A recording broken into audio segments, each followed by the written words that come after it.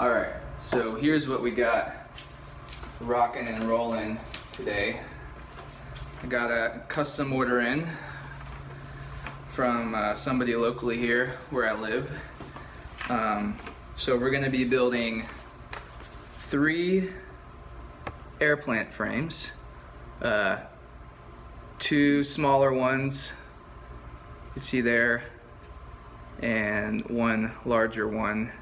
The small ones are going to be about 14 by 14, and then the larger one's going to be about 30 by 14 roughly.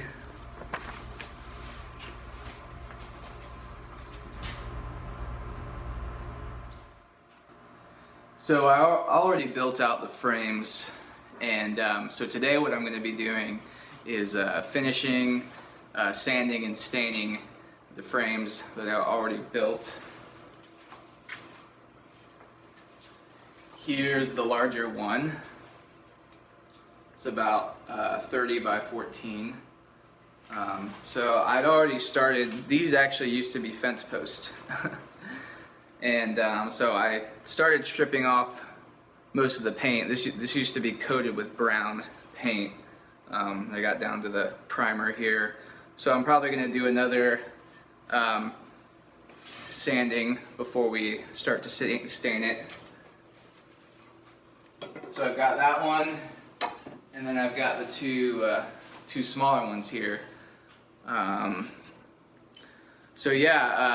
Staining and sanding are a great introduction into woodworking or repurposing furniture.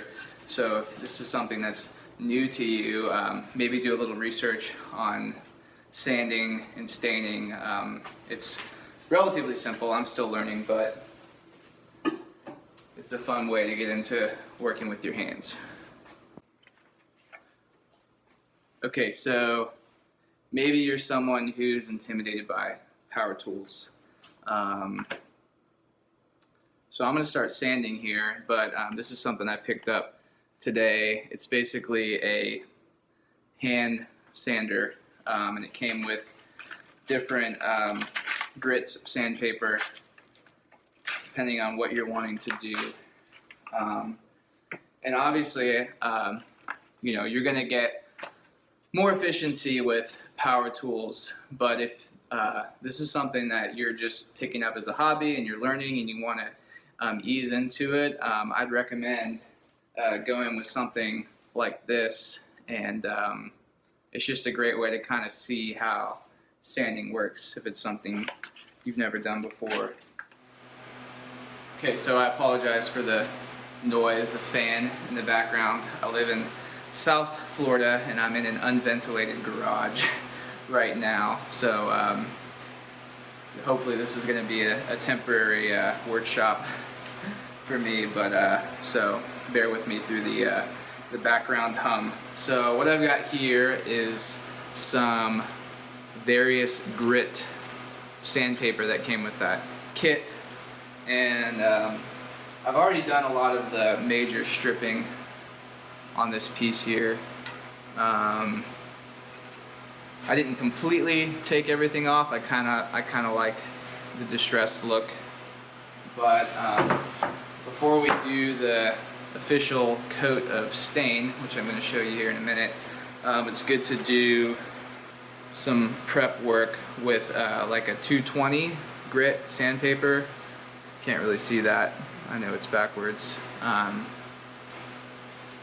So real simple hook and loop system here. Boom.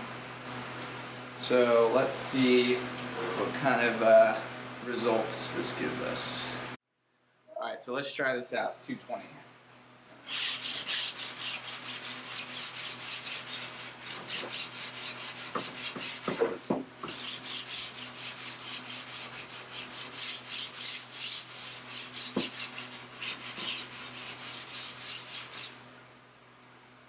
I'm liking that, super smooth.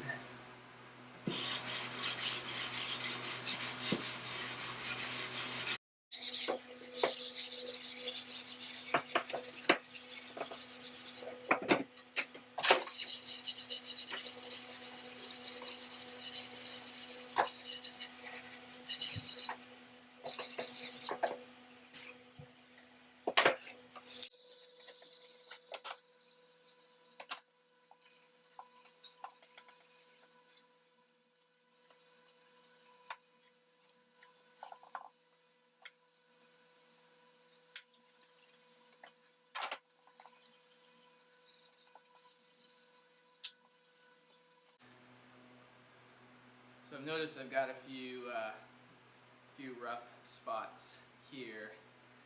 That can be normal when you're working with repurposed wood. So I'm going to use the electric sander to knock a few of those down to save time.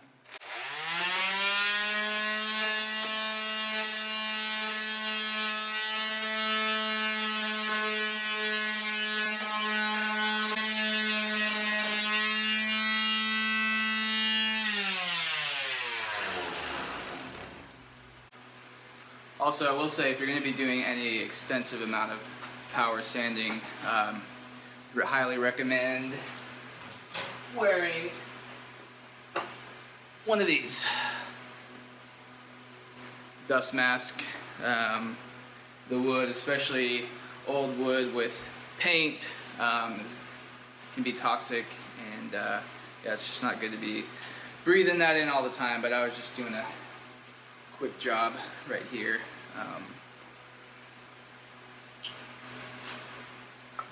So yeah, we've got a little more of a finish there. We cleaned up some of the corners, smoothed them out a little bit.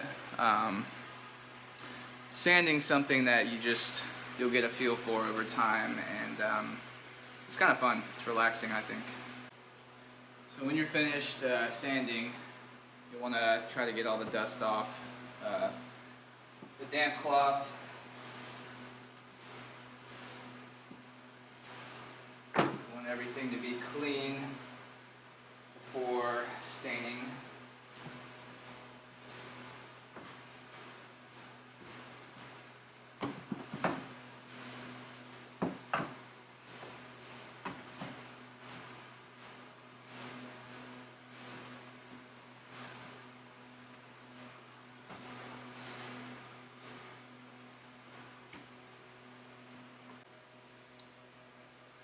So I've got some Danish oil here. It's a one-step finish, stains and seals. So we're gonna apply this stuff and see how it looks.